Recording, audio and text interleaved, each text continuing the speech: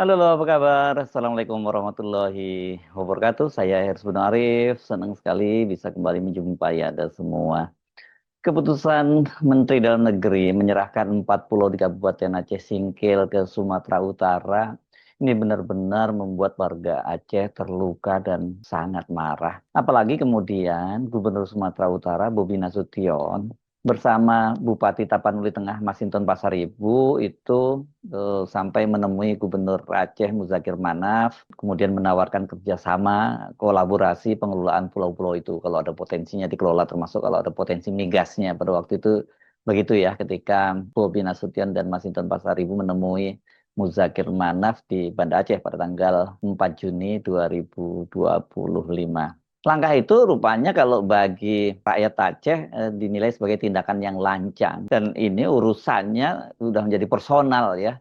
Karena ini menyangkut seperti saya sebut ya ini soal pride, soal harga diri rakyat Aceh. Di media sosial berbagai hujatan dan kecaman terhadap Menteri Dalam Negeri Tito Karnavian karena yang memutuskan untuk memberikan itu adalah Kementerian Dalam Negeri dan tentu saja Bobi Nasution itu ini kalau Anda lihat bertebaran ya. Salah satunya ini yang paling viral adalah hujatan dari seorang pria yang ini videonya diunggah di TikTok. Saya nggak tahu sumbernya dari mana, tapi ini yang menyebar luas, yang viral itu di TikTok. Dalamnya bisa dikelola sama-sama. Jadi tadi kita sampaikan kita kolaboratif, kita kolaborasi. Bobby, gimana kalau istrimu kita kelola bersama, boleh nggak? Hmm? Istri kamu kita kelola bersama. Boleh nggak istrimu aku pakai 2 bulan, 3 bulan? Boleh nggak? Nah, udah ya, pendek saja ya. Saya nggak mau putar lebih panjang ya. Saya sesungguhnya sempat menayangkan video ini sebelumnya. Tapi karena kalimatnya sangat kasar dan nggak pantas, saya sengaja nggak menayangkan audionya ya. Tapi kalau sekarang kan sudah ditayangkan ini full di konten Instagramnya Bobi Nasution ya. Anda silahkan saja di sana ya. Ini bukan urusan undang-undang ITE lagi, tapi lebih soal kepantasan saja, kepatutan saya tidak menayangkan bahwa kemudian Bobi menayangkan itu urusannya lain lagi ya karena yang dihina kan Bobi dan keluarganya jadi tentu saja Bobi nggak bisa dituntut ya. Nah kalau lihat wajahnya, nah ini Aceh banget. Nah, saya tambah yakin kalau dia ini orang Aceh karena logatnya ya. Salah satunya itu kalau sedikit mirip orang Bali sebenarnya orang Aceh ini kalau mengucapkan kalimat T itu jadi T gitu ya. Nah jadi saya yakin dia ini ya orang Aceh lah. Apakah dia warga Aceh atau dia sebenarnya orang Aceh tinggal di tempat lain itu saya nggak tahu, tapi jelas dari sisi wajahnya yang ini rada-rada ada kebule-bulean gitu dan kemudian logatnya ya ini dipastikan orang Aceh. Nah, yang sangat mengejutkan ternyata video itu kan malah diunggah kan dan ditayangkan secara utuh oleh Bobi Nasution di akun Instagramnya dan disertai dengan narasi cocoknya dibuat kayak mana ini weh. Dia bertanya begitu ya. Nampaknya ini Bobi Nasution ingin mendapat dukungan dan kalau lihat narasi yang diunggahnya, dia mencoba meredakan kemarahannya atau menekan tensi kemarahannya dan menurunkan tone gitu supaya situasinya itu tidak nambah panas. Sebelumnya ketika ditanya oleh wartawan, Bobi kan juga mengingatkan agar masalah ini jangan dipanas-panasi karena dia tidak ingin terjadi konflik horizontal antara warga Sumatera Utara dengan warga Aceh. Kata dia nanti kalau ada mobil plat BL ini maksudnya plat dari Aceh yang masuk Sumatera Utara nanti dikeroyok itu oleh orang Sumatera Utara. Sebaliknya kalau ada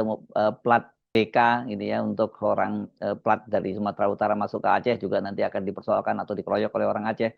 Itu yang dikhawatirkan oleh Bobi Nasution. Bobi juga menekankan itu bukan keinginan dia, tapi kata dia itu keputusan pemerintah pusat dalam hal ini Mendagri. Dan kata dia kalau toh kemudian pemerintah Provinsi Sumatera Utara menyatakan enggak, kami akan serahkan kepada Aceh, nggak bisa seperti itu karena katanya itu bukan keputusan dia, kata Bobi.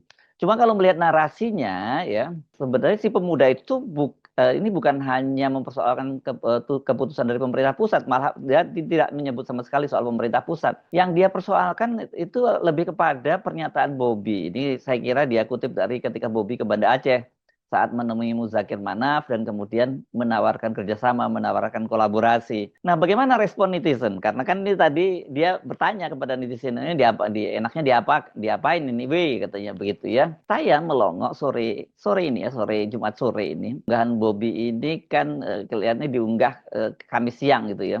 Dan sampai sore tadi ketika saya longok itu sudah dikomentari lebih dari 6.000 komen gitu.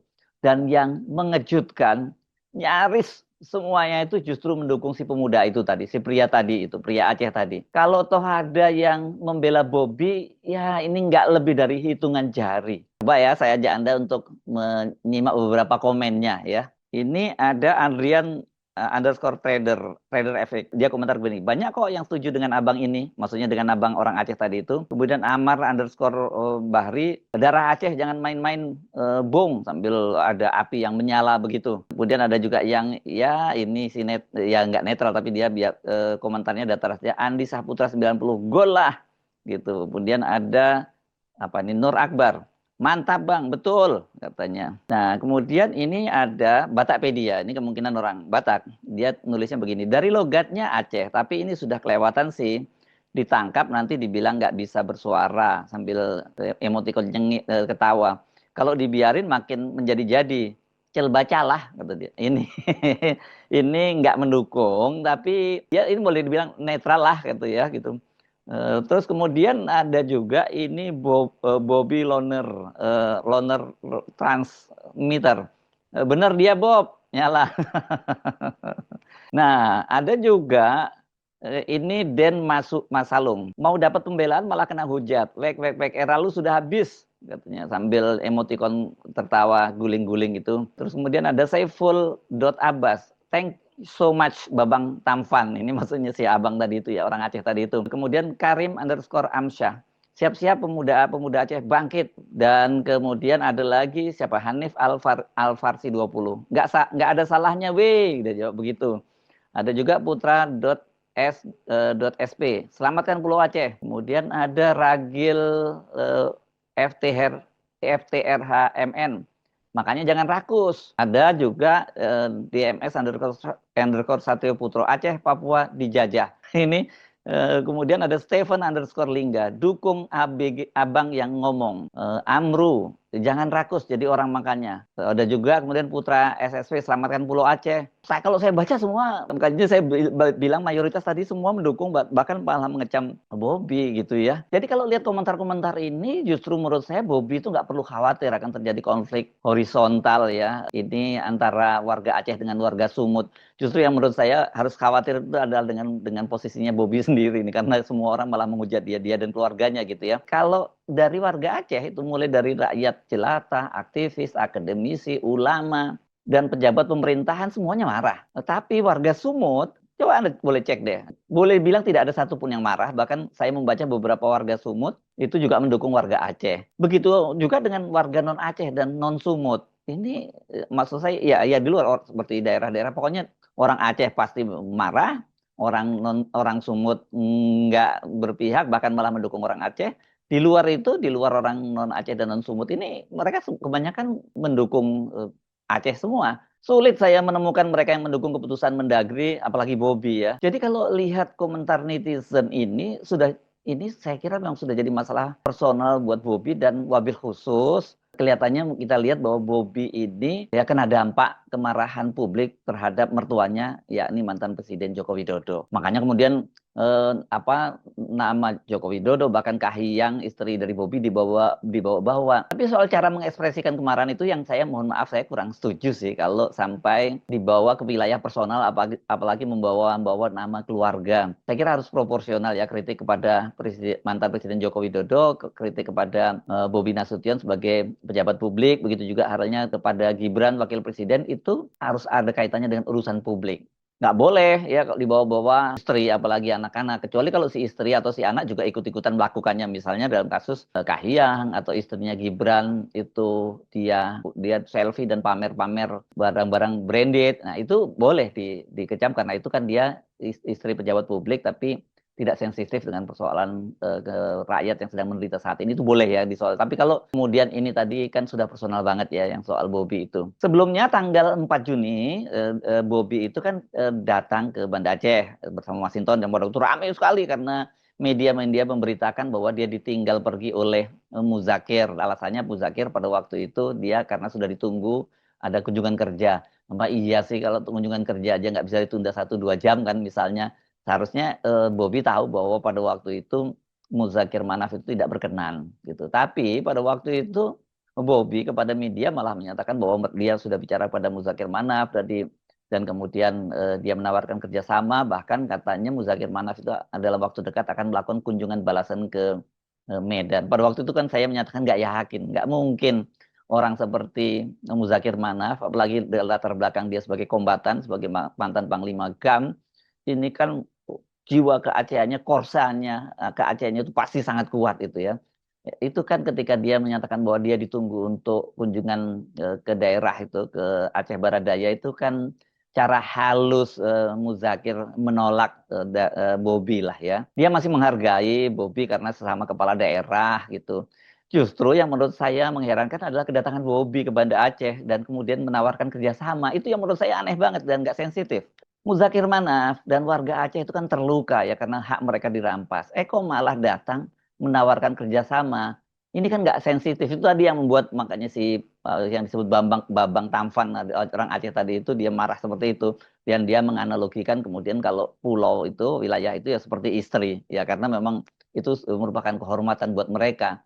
Dan benar saja kepada wartawan belakangan itu kan Muzakir itu menegaskan penolakannya. Rupanya kemarin dia hari Kamis tuh dia ada di Jakarta dan ini dia kemudian ketika ditanya oleh wartawan soal mengapa dia meninggalkan Bobi Nasution yang mencoba menemui dia di Banda Aceh, Muzakir Manaf masih tetap sopan, dia menyatakan bahwa dia itu sudah ada jadwal untuk menghadiri acara di Molabo sehingga dia harus meninggalkan lokasi saat itu. Karena kemarin saya ada acara di Molabo, jadi saya sambut kedatangan di Aceh, kata Muzakir Manaf yang sering dipanggil Mualem ini. Dia ditemui wartawan di GCC Senayan. Nah, soal pulau itu, dia tegas menyatakan bahwa mereka tidak akan mau menyerahkan pulau itu ke Sumatera Utara. Kami punya alasan kuat, bukti kuat dan data kuat. Sejak zaman dulu, pulau-pulau itu milik Aceh, itu kata dia. Ini jelas ya, ini bukan klaim kosong karena dalam perbincangan saya sebelumnya dengan Dr. Suryadi yang melakukan riset untuk data-data atau dokumen-dokumen lama Aceh termasuk juga peta lama Aceh di era kolonial itu jelas sejak era kolonial sejak 130 tahun yang lalu itu memang sudah masuk ke dalam wilayah Aceh. Walaupun sekarang ini alasan Kementerian Dalam Negeri, Menteri Dalam Negeri kan menyatakan bahwa karena batas daratnya itu sebenarnya lebih dekat dengan Tapanuli Tengah, lebih dekat dengan Sumatera Utara gitu. Jadi makanya kemudian diputuskan karena nggak sepakat-sepakat terus katanya akhirnya diputuskan untuk dimasukkan ke Sumatera Utara. Ya nggak bisa seperti itu ya. Itu memang hak Aceh. Jadi saya rasa itu memang betul-betul Aceh. Dia sudah punya segi sejarah, perbatasan iklim, jadi tidak perlu. Itu saja. Itu alasan yang kuat, bukti yang kuat seperti itu. Itu kata Muzakir Manaf. Clear ya. Jadi dari omongan Muzakir Manaf nggak mungkin dia akan datang ke Medan dan kemudian membicarakan soal kerjasama. Oh, jangan kan ngomong kerjasama, urusannya ini diberesin dulu bahwa urusan itu tidak ada tawar-menawar, itu adalah bagian kesatuan yang utuh dari Nanggroe Aceh Darussalam. Jadi saya pikir ini kalau jelas nggak boleh dibiarkan berlarut ya ini karena posisi dari Aceh mulai dari Pemprov dalam hal ini gubernur sampai rakyat Aceh jelas semua. Jadi ini menurut saya presiden yang harus mengambil alih, Presiden Prabowo. Polanya itu bisa seperti yang terjadi pada penutupan tambang-tambang di Raja Ampat. Kalau di Raja Ampat kan yang dipanggil Bahlil, kemudian dia diminta untuk melakukan jumpa pers didampingi oleh Mensesnek, kemudian bersama dengan Menteri KLH dan juga Menteri Kehutanan dan Sekap. Sekarang juga bisa begitu, Mendagri Tito Karnavian dipanggil dan kemudian diminta mencabut putusannya itu dan mengembalikan ke Aceh. Dan kemudian menggelar jumpa pers yang sama seperti Bahlil gitu didampingi oleh Mensesnek ya. Dengan begitu ya, mulai dari ujung timur dan ujung barat itu rakyat nggak gaduh lagi. Ini situasi kita sedang berat gitu ya. Selain masalah politik, konsolidasi pemerintahan, kemudian juga masalah ekonomi, ditambah lagi dengan hal yang sebenarnya tidak terlampau urgent seperti ini. Ini kan hanya menuruti selera ego dari seorang gubernur yang kebetulan itu adalah mantu dari mantan Presiden Joko Widodo. Saya Arif, sampai ketemu lagi. Wassalamualaikum warahmatullahi wabarakatuh.